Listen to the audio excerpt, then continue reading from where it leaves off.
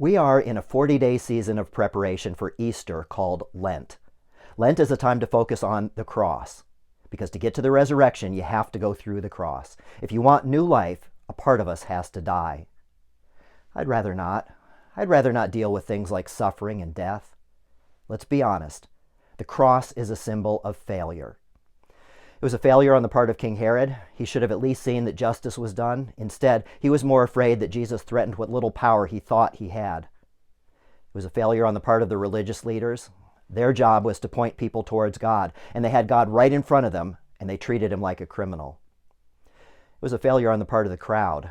They had the chance to free either Jesus or another convicted criminal named Barabbas, and they chose to blindly follow their leaders and freed Barabbas. It was a failure on the part of the disciples. This would have been a good time for them to stand up for their friend and mentor, and instead, they all abandoned Jesus. Do you ever deal with failure? What was the last mistake that you made? Was it something that you said or did on purpose? Was it because you didn't know any better? Or was it something that you didn't do when you really should have done something? Do you ever feel like a failure? The good news is that God didn't give up on the cross. God's very heart was laid bare. We see the depth of his love for us, and God did his very best work. What's that mean for us? God doesn't give up on us when we fail. God uses it. We can learn from it.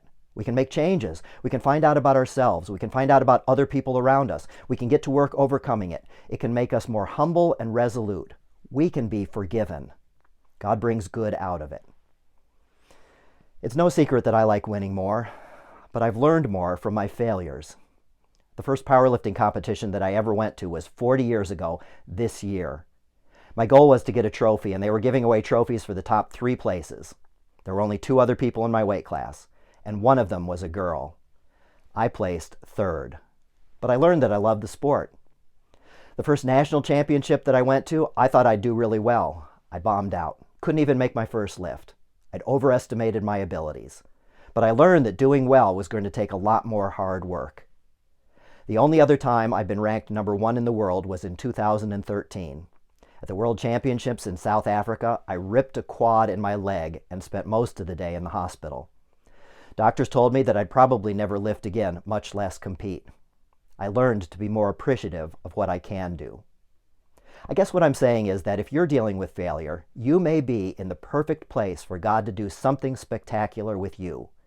Easter is coming. This is our Thursday, March 23rd edition of a video series we call Stronger Faith. Stay safe and be well. God bless you.